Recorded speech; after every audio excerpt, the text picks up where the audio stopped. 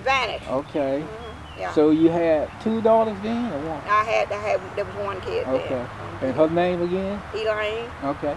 Yeah. Where's Elaine now? Elaine's deceased. Oh, I'm sorry. I lost Elaine in 92. 92, I'm sorry. Okay. She was about to follow in her father's footsteps.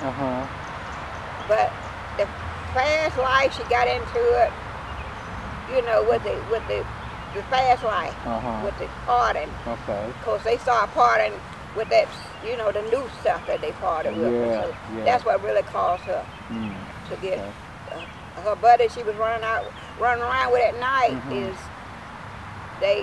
she lost her temper and they got into an argument and her partner she was running around with at night stabbed her. Oh my Lord.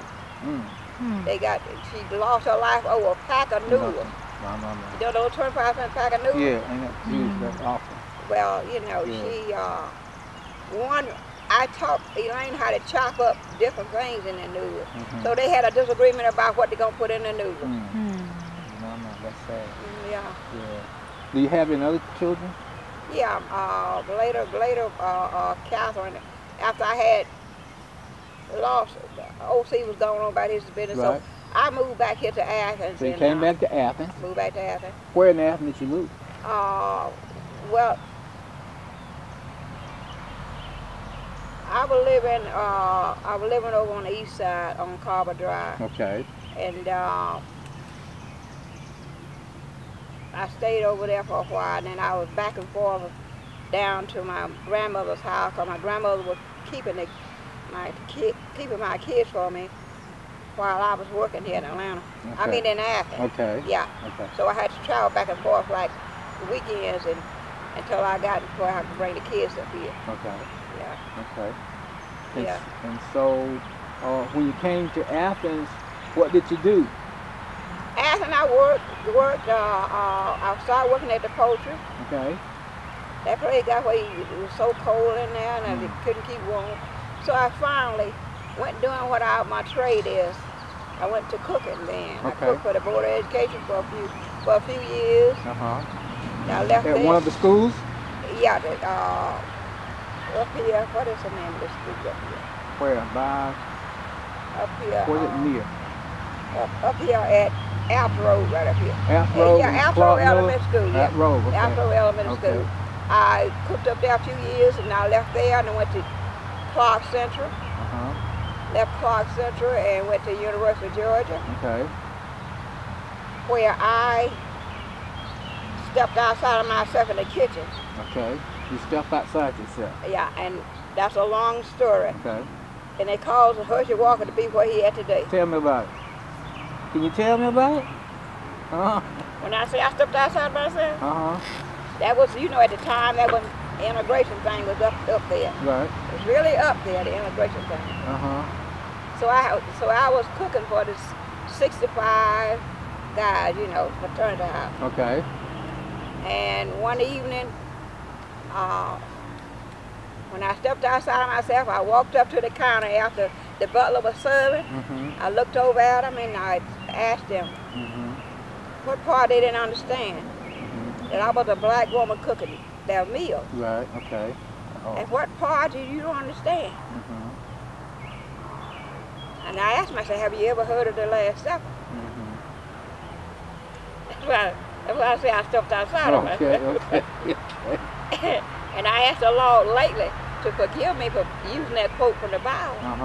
So he forgave me, I'm sure, because I found peace with it. Right.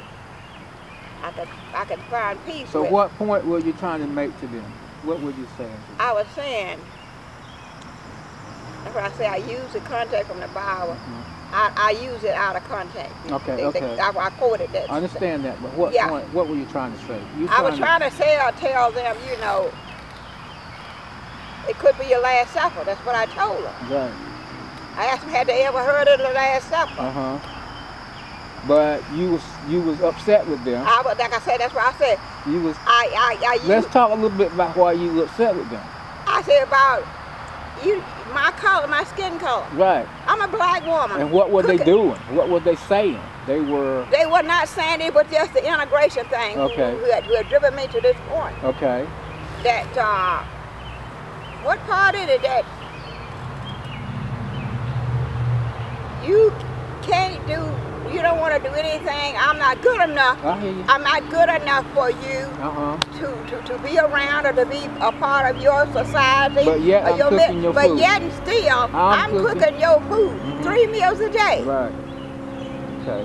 What part of that you don't understand? And what happened after that? What happened after that, Herschel Walker came in every evening to play basketball. Okay. They had a basketball court in the yard. Herschel came in to play basketball. Okay. And Herschel came and sit down to dinner every night. Okay. He came and sat down to dinner every night until he went pro. Okay. Okay. Yeah. Okay. So. And so that's when you was working at UGA at one of the fun houses? Yeah. Okay. Yeah. And after that, what did you do? After that, at this particular time, I had married, you know, at the time. So you got married again? Yeah, Who you met? What's his name? Robert Collins. Okay. And so, so my husband, he got sick. He had to have open heart surgery. And I had to be there with him during the day. Okay. So I switched out and got me a evening job. And my brother was there living with me at the time. He was there with him at night, so I switched out.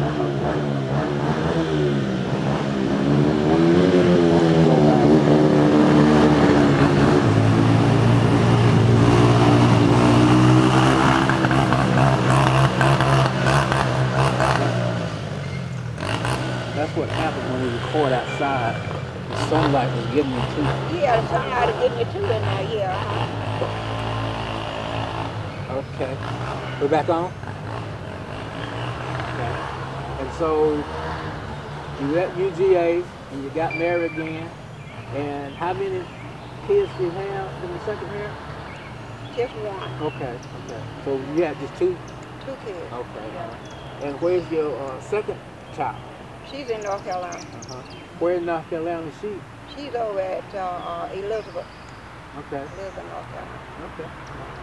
All right. And so when you moved back to Athens, you was on the east side. Yeah. Okay. And eventually you moved.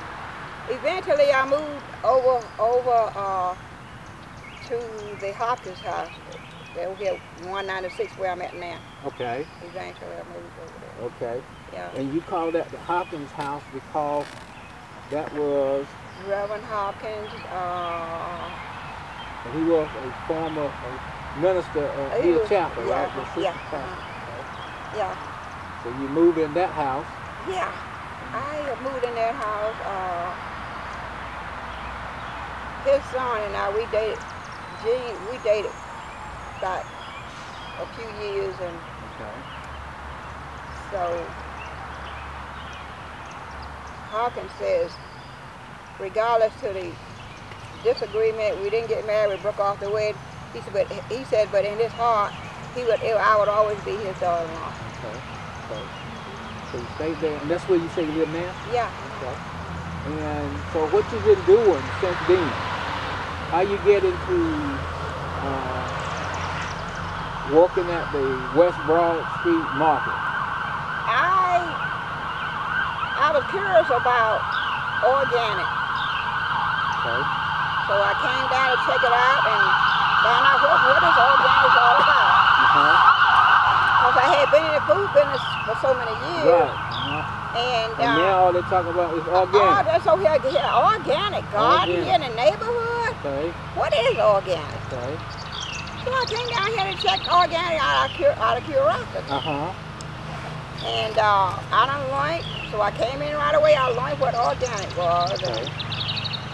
So I said, well, I can get into that. Let me see what it's really all about. So you could volunteer and come in, you know, to help them out at the time. Okay.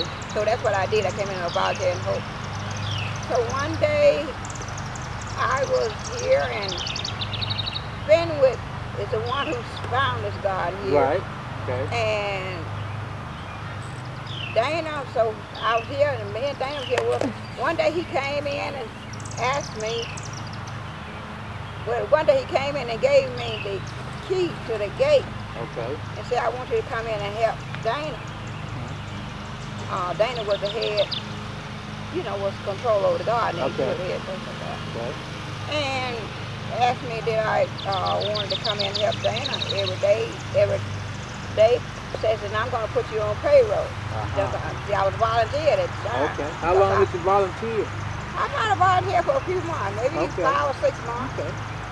Because I was really learning something. Okay. You learning about organic? Organic. I mean, I was on top. So what kind of things were you doing during those 6 months when you volunteered? Those 6 months organic, I was doing pretty much what I'm doing now. Okay. And I would go ahead with her and do the weeding and set up the ground for her. Okay. And then when I turn around and come back and help her, put whatever we got to put in the ground, we put it in. Okay. Yeah. And then you got on payroll. Oh yeah. Then he said, I'm going to put you on payroll. Okay. So I said, well, this is a good deal here. I think I'll stick with it. I got a free lesson plus getting paid. And it seems like it's something you enjoy doing. Well, I enjoy doing it. Yeah. Right. Okay. So that's how you became part of the West Broad Street Market.